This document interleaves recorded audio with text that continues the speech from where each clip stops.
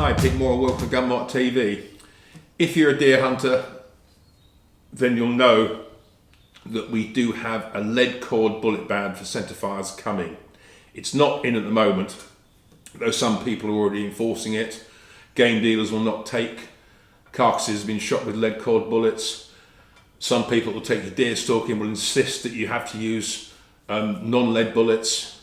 And it's just, basically we're gearing up for it and it's unavoidable, so we've just got to get on with it. Now, the average non-lead bullet, I'm saying 90%, uses what they call a monolithic hollow point build. It's a single lump of copper or copper alloy with a long thin hole in the nose. A bit like a ballistic tip, if you can argue it that way. When it hits, there are sort of, should we say, pre-machined stress lines in the nose of the bullet, which cause it to open up like petals of a flower. Chop through, they cut, plus you get the shock of the bullet hitting, and hopefully the solid bullet punches the other side, which is essential for a hunting bullet. RWS for some time now have produced a round called EVO GREEN, which takes the route of what I would term as speed over substance. Now don't be wrong when I say this, but it's very descriptive because it certainly seems to work from my experience. What they've done, they've built a two-part bullet made of what they call food-safe tin, which addresses straight away the whole thing about non-lead. The front has pre-set voids in it, so when it hits and enters, the nose actually not blows up, but it just breaks apart, and you have what they call a sub-missile swarm. So there's small bits of tin zipping through the animal's body, cutting through arteries, blood vessels, tracking through the lungs and the heart, which I'm reliably informed is what really does most of the killing. The rear of the bullet is also tin, but it's a stronger and different, should we say, recipe. And that, in theory, breaks off when the nose fragments, and it passes through the animal, doing damage by itself, but not expanding as such. That it will hopefully exit the other side, which is what you want all hunting bullets to do, because if there's a hole the other side, the animal will bleed out quicker. And if it's a lung shot, then it can't breathe so well, and it will die quicker, which is what we're aiming for. So that's it. These are very fast compared to a standard monolithic hollow point, as we shall see. We'll look at the box figures first, and we'll chronograph it. And what they've done here is basically make it very light for caliper. A good example is this is an 857. Usually, if you buy a packet of 857 ammunition from any of the good dealers, then you're looking at bullet weights, 190, that sort of thing, maybe up to 200. It's one of those big old lumpy rounds. You don't see much in the lighter weights. This one is 139 grains, which is very, very light. And this is even more interesting. This is a 270. And again, the average round 270 for hunting is a 130 grain usually, because that just seems to work. This is sub 100 grains.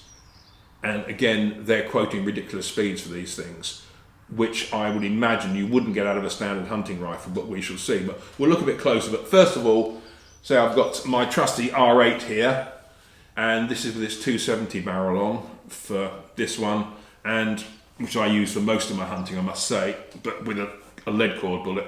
And this spare barrel here is an 8x57 IS, which I use now quite good for woodland stalking because it's a good little thumper with a small scope on it, and you can use heavier bullets, and it's good for boar as well. Okay, we're just shooting 3 for the chronograph.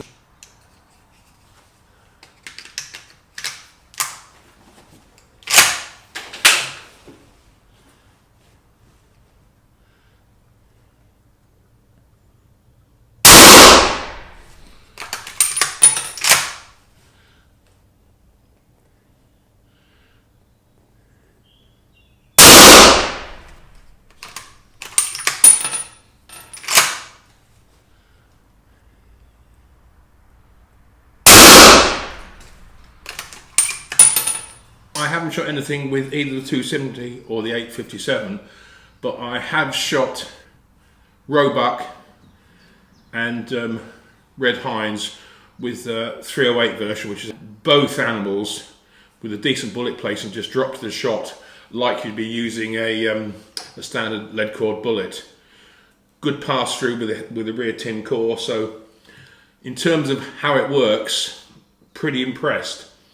There's not a huge amount of damage inside. Obviously there's the obvious damage, but something like you get a 130 grain soft tip 270 and he's shooting like a muntjac or a roebuck and it mullers them because the bullet is just too frangible for the speed. And that is one of my little concerns on the 270. I haven't shot anything with it yet, but I'm not sure how explosive it would be. But I know, say on the 308, the damage is more than acceptable. There's no massive hydraulicing on the blood where you get the blood marking on the inside. I have no doubt it's going to work in spades in the 8x57. Okay, so what do we think? Recoil's good because you're firing a light bullet. Generally speaking, a drop and distance is not too bad. With most loads these days, RWS give you what you call an MRD, maximum recommended distance, where they consider that to be sort of the most effective range you can use it at. After that, things start dropping off. But rule of thumb with any non-lead is I keep it at 200 yards maximum. It's to do with expansion. Okay, so facts and figures. The 270 96 grain load averages 3418 with a very impressive 2,508 foot-pounds. The standard deviation is, I think, about 16 feet per second, which is not too bad. Factory quote for that load is 3543 feet per second, which generates 2667 foot-pounds. It's unsurprising that the velocity has dropped because I've never yet seen a load come out of a box that actually shoots at what it says, because usually most rifles like my Blaser are 22 inches. So the bullet is a boat tail ballistic tipped. It has a BC of 0.292, which is quite low for something like a 270. And group was just under an inch, which was sort of pretty good. Maximum recommended distance is 253 meters, which is about right. 0 to 100 meters, drop at 200 meters is 2.2 inches. So with things like the 270, bearing in mind, so you've got an MRD of 253, it's pretty much point and shoot. In terms of energy, say from the muzzle it's 2508 foot-pounds, 100 yards it's doing 2010 foot-pounds, at 200 yards it's doing 1600 foot-pounds, at the MRD of 250, it's doing 1422 foot-pounds. So you can see that's why they do that. So overall, the 270 is quite nice. So I do have a bit of a question mark about how it will react on a deer. Right, the 857, much more of a classic cartridge, 139 grain bullet. Average speed 2918 and energy 2654 foot-pounds. Not bad from what is a slower moving bullet from a 22 inch barrel from the Blaser. Factory quote is nearer the knuckle. It's 3018 feet per second and 2810 foot-pounds. Again, the same thing applies. Shorter barrel. BC is 0.327. Again, a group of 1 inch at 100 meters. So that's not bad for a 6-power scope. Maximum recommended distance for this one is 210 meters. So at 100 meters, you're getting 2151 foot-pounds. And at 200 you're getting 1733 foot-pounds, which is still above the recommended low limit for energy for any large species of UK deer. Drop, again, it's not too bad. 0 to 100, you drop 4 inches at 2, which again is not a problem. Overall, very impressed with the round. I'm now convinced certainly with the 8x57 load, I'm going to get myself 100 or a couple of hundred and just use it as my woodland stalker. 270, say, the jury's still out because it's a very unique bullet. It's light for a 270, it's cracking on a bit, and I wonder about the frangibility, but I could be completely wrong, because when I first saw this bullet, before I even shot one, I had these sort of pictures of it. Oh god, if the nose explodes, it's going to be just like a hand grenade going off inside. My experience with 308 is not that at all. It's a very well behaved but very effective and lethal bullet given the right range. Okay, I hope you enjoyed that. Tell your mates, support the site, and if you need to speak to me about anything, it's the usual old schmizzle.